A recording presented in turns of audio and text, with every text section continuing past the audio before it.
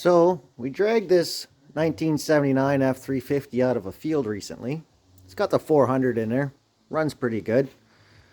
I've already taken the floor out of the box and we're going to go after an exhaust leak today. As you can see,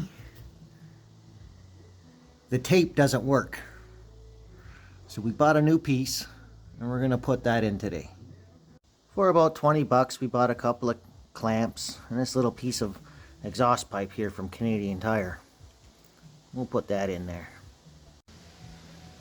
Now before cutting out this old section of exhaust pipe that we got, that's no good here, I've supported the exhaust with a jack stand here, just so she doesn't fall down. We're going to have to mark where we want to make these cuts. I'm going to put this new guy up here. He's going to go somewhere about there like that.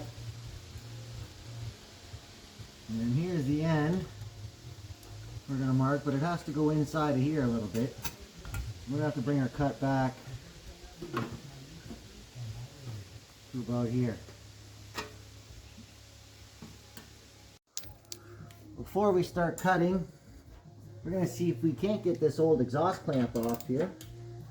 See how that's going to work for us. Ugh. She's on there pretty good, but look at that. She's breaking loose. First, we're going to try to save this coupler here, so our exhaust piece goes into it, not wrap around it. Better for airflow. That will, we're going to cut it off just past this crimp. There's a little crimp line here.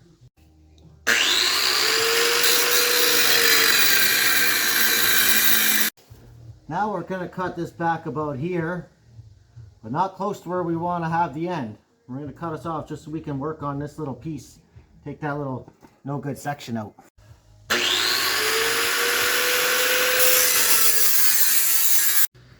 Well, we got our piece cut out.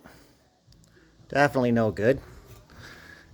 Now we're going to try to get the old exhaust out of here. You can kind of see the line there. We want to get that out if we can. If not, we'll just cut her right off.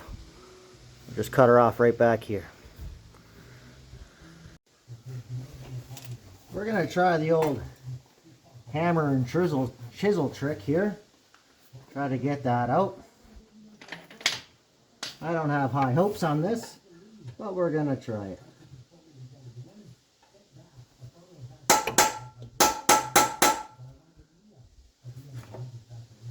That might come out of there.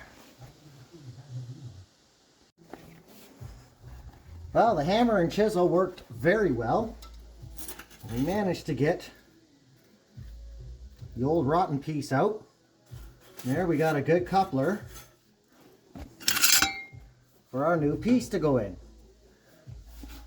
That being said, we're going to have to cut this off so this slides in there. We just take a wire brush and clean that up. It's going to be a tight fit.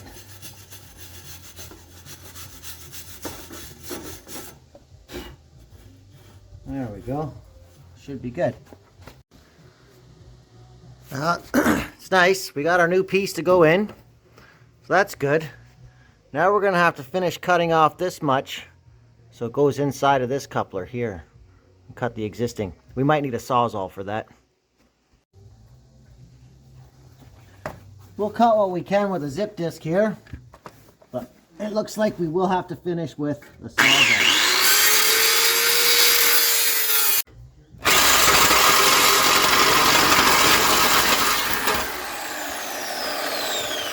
Just like that. She's off. Now that we got our piece cut out that we wanted out, all we're going to have to do is just slide this piece onto there like that, in up to how far it's got to go in, and then get this end in to there, and your muffler tailpipe end should swing a little bit on the hangers. Well, we got our new piece in. All we do is put a clamp on this and a clamp on this. And that'll be good. I saved the old clamp so we can reattach the hanger here. That's good. And yeah, usually I would weld this, but we're trying to keep this project down to a minimum cost and time. Now we got our clamps on.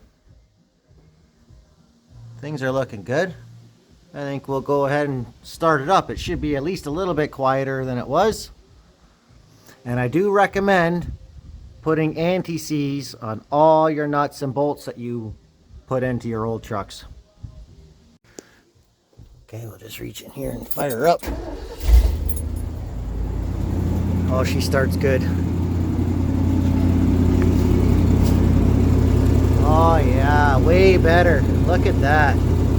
No leaks, we're doing good, fellas. Not bad for sitting in the field for 23 years.